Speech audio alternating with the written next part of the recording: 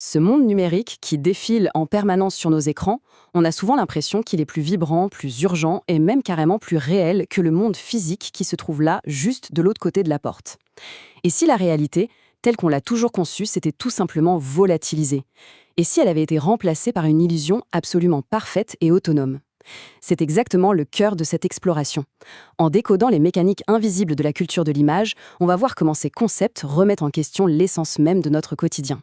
Il y a cette idée fascinante que le médium et le réel ont tout simplement fusionné. Ils forment désormais une sorte de grande nébuleuse. Un brouillard où c'est devenu littéralement impossible de séparer ce qui est vrai de ce qui est fabriqué. Dans notre monde actuel, où les écrans de télévision, les flux d'actualité et la réalité physique se percutent et s'effondrent les uns sur les autres, l'information ne se contente plus de refléter le monde, en fait elle le crée. Et attention, ce n'est pas de la science-fiction ou une dystopie lointaine, c'est une analyse clinique de notre paysage médiatique moderne. L'architecte derrière cette théorie complètement vertigineuse, c'est Jean Baudrillard, sans doute l'un des penseurs les plus provocateurs du XXe siècle. Son héritage intellectuel, c'est vraiment la clé de décryptage qu'il nous faut pour comprendre la mécanique de nos médias numériques d'aujourd'hui. Son travail ne fait pas qu'observer la société de loin, il redéfinit de fond en comble ce qu'on considère comme authentique. Il nous pousse à regarder bien au-delà de la simple surface de la communication de masse. Pour bien comprendre, il faut remonter à l'une de ses idées fondatrices, la Consumer Society, la société de consommation. En gros, le changement majeur ici, c'est que les objets perdent complètement leur utilité pratique. On ne les désire plus pour leur fonction matérielle de base, mais pour ce qu'ils signifient. Ils deviennent des marqueurs d'identité et de style de vie. Acheter un bien de luxe aujourd'hui, ce n'est plus pour répondre à un besoin fonctionnel, c'est une projection symbolique. C'est un moyen de se positionner dans une hiérarchie culturelle extrêmement codifiée. Et c'est exactement là que cette analyse prend un tournant décisif. Avant, la théorie critique analysait surtout la société à travers le prisme de l'économie, des usines, de la production matérielle pure et dure. Mais là, le cadre explose. Il devient évident, de manière presque prémonitoire, que le véritable pouvoir ne se trouve plus dans l'industrie classique. Non, le pouvoir est désormais dans la prolifération incessante, presque toxique, des images, des publicités et des messages médiatiques. La mécanique derrière ce nouveau pouvoir s'articule autour de ce qu'on appelle les signs and symbols. Notre réalité quotidienne se transforme en un immense système linguistique fermé. Le sens n'est plus lié au monde réel. Il est généré de manière arbitraire par les relations entre les codes eux-mêmes. Les symboles perdent tout ancrage physique. Ils flottent librement et créent un réseau de significations complexes, totalement déconnecté de toute vérité matérielle ou historique. C'est un peu comme un jeu de miroirs infinis. Et ces codes autonomes, ils agissent d'une manière profondément troublante. Les environnements numériques abstraits ne se contentent pas d'exister gentiment en parallèle de nos vies.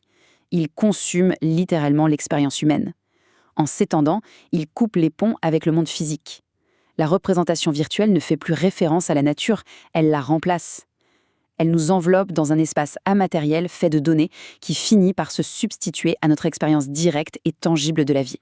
L'outil principal de cette vaste substitution, ce sont bien sûr les masses médias. Et là, on renverse complètement l'idée classique qui voudrait que la télé ou les réseaux reflètent fidèlement la réalité. Pas du tout. L'écosystème de l'information est un domaine totalement autonome qui, au lieu de faciliter la communication, la dévoire. Les masses médias neutralisent le sens véritable des événements pour imposer à la place des modèles de comportement et des idéologies prémâchées, Ce qui nous amène à l'une des conséquences les plus paradoxales de ce système tentaculaire, l'implosion du sens. On a souvent tendance à croire que l'abondance d'informations nous rend plus intelligents, qu'on comprend mieux le monde. Eh bien, c'est l'inverse. Les médias agissent comme un trou noir. La sursaturation de messages, d'alertes en continu, de vidéos, ça mène à une entropie totale. Le contenu s'effondre sous son propre poids, effaçant peu à peu tout sens véritable et toute perspective critique. Cette entropie de l'information culmine avec un concept central, la simulation. Et attention, la simulation, ce n'est pas juste un mensonge superficiel ou une fausse image. C'est un processus extrêmement actif où la réalité est méthodiquement effacée par sa propre réplication infinie. On entre de plain-pied dans un univers qui s'auto-alimente, gouverné par des modèles et des algorithmes, où les copies se multiplient à l'infini alors qu'il n'y a même plus d'original à copier. Le résultat de tout ça, c'est l'effondrement pur et simple de la frontière entre le modèle et le réel. Ces espaces simulés, ces interfaces numériques, ce ne sont plus de petites illusions amusantes dont on pourrait s'extraire juste en éteignant son téléphone. Ce sont devenus des réalités opérationnelles à part entière. Elles ont remplacé notre existence traditionnelle, que ce soit fonctionnellement ou psychologiquement. L'artificiel a remplacé l'organique pour devenir la seule réalité qui compte vraiment. Pour rendre ça un peu plus concret, prenons la célèbre métaphore de Disneyland. Ce parc, il est délibérément conçu et présenté comme un espace imaginaire, magique, enfantin. Mais sa véritable fonction, son secret en quelque sorte, c'est de dissimuler le fait que la société entière à l'extérieur est déjà complètement artificielle. L'illusion bien délimitée de Disneyland n'est là que pour nous faire croire, à tort, que le monde réel existe encore une fois passé les grilles du parc. Et nous voici au stade ultime de cette artificialité, l'hyper-réalité. L'hyper-réalité, c'est cette condition assez vertigineuse où l'ordre simulé devient plus vrai, plus parfait et plus attirant que la réalité elle-même. C'est un monde où nos sens physiques sont totalement subordonnés à ce qui se passe sur nos écrans. Et le plus pernicieux, c'est que ce sont ces constructions virtuelles qui dictent nos comportements, qui structurent notre pensée et qui programment littéralement nos désirs. Face à cette matrice omniprésente, on pourrait s'attendre à une révolte de la part de la société, non? Eh bien, la réaction humaine prend plutôt la forme de ce qu'on appelle les majorités silencieuses. Au lieu de se rebeller, on répond à cette conformité écrasante par une apathie profonde, un cynisme muet et une inertie généralisée. Totalement saturé par le flux incessant du système, l'individu cesse tout simplement de participer intellectuellement et émotionnellement. Philosophiquement parlant, cette apathie collective, c'est un peu la fin du social. Les masses agissent ici comme de la matière noire dans l'univers. Elles absorbent silencieusement toute l'énergie, toute la manipulation médiatique, sans jamais rien renvoyer. Mais paradoxalement, cette inertie, ce refus catégorique de donner du sens ou de participer au jeu, ça devient une forme de résistance incroyablement puissante. En opposant un silence lourd à l'injonction permanente de communiquer, le système finit par se neutraliser de lui-même. Ce paysage global, totalement saturé par les médias et dominé par l'hyper-réalité, c'est l'essence même du postmodernisme.